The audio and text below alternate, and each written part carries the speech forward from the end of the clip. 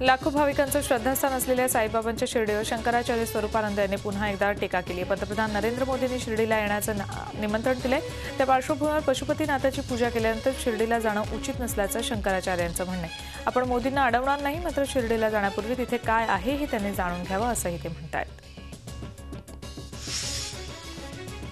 यूपीएससीची परीक्षा नियोजित वेळी म्हणजे 24 ऑगस्टलाच होणार असल्याचं संसदीय कामकाज मंत्री व्यंकय्या नायडू यांनी राज्यसभेत स्पष्ट केलं आहे। मात्र विरोधकांनी सरकारच्या निर्णयाविरोधात राज्यसभेत गोंधळ घातला।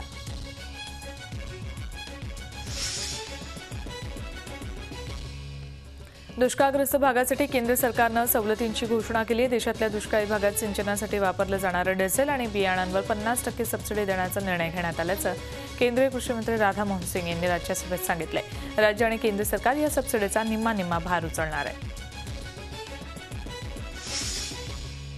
डी कंपनीचं कंबरडं मोडण्याचा प्लॅन मोदी सरकारनं केला। बनावट चलन हा डी कंपनीचा सर्वात मोठा भारतातला धंदा आहे। त्याला मुळापासून उखडण्याची तयारी मोदी सरकारनं सुरू केली। दाऊदच्या या धंद्याचे सर्व पुरावे भारतानं संयुक्त राष्ट्रांच्या टास्क फोर्सला दिले।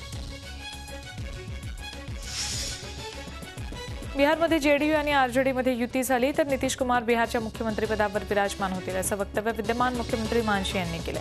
या विधानावर आरजेडी नेत्यांनी मात्र आक्षेप घेत युती झाल्यानंतरच नेतृत्वाबाबत निर्णय घेण्यात येईल असं म्हटलंय।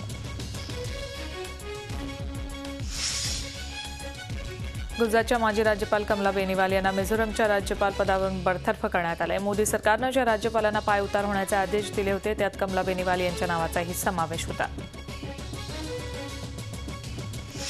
पश्चिम आफ्रिकन देश गिनी, सेरा लिओन आणि लायबेरियामध्ये इबोला व्हायरसचा वाढता धोका बघता जागतिक आरोग्य संघटना चिंतेत आहे। हा व्हायरस संपूर्ण जगात पसरणार तर नाही ना अशी भीती आरोग्य तज्ज्ञांनी व्यक्त केली आहे। उत्तर प्रदेशचे माजी मंत्री अमरमणि त्रिपाठी यांच्या मुलाविरोधात अपहरण आणि खंडणीचा गुन्हा दाखल झालाय। लखनौमधल्या एका कॉन्ट्रॅक्टर आर.के. पांडे यांनी याबाबत तक्रार केली आहे। दिल्लीतली एक भयानक घटना सीसीटीव्हीमध्ये कैद झाली आहे। वैयक्तिक वादातून त्यांनी ही हत्या केली। 5ही अल्पवयीन हल्लेखोरांना ज्युव्हेनाईल बोर्ड समोर हजर करण्यात आले।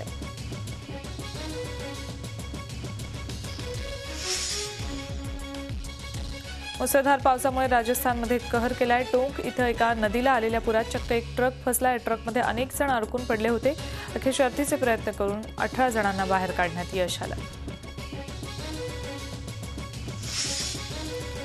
चिनाब नदीला आलेल्या पुरामुळे पाकिस्तानात वाहत गेलेल्या सत्यशील यादव या बीएसएफ जवानाच्या सुटकेसाठी केंद्र सरकारचे प्रयत्न सुरू आहेत। पाकिस्तानी उच्चायुक्तांकडे जवानाची त्वरित सुटका करण्याची मागणी परराष्ट्र मंत्रालयानं केली आहे।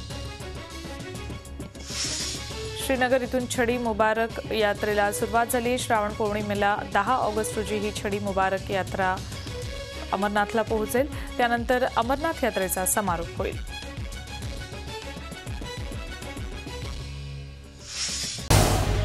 झी 24 तास रहा एक पाऊल पुढे।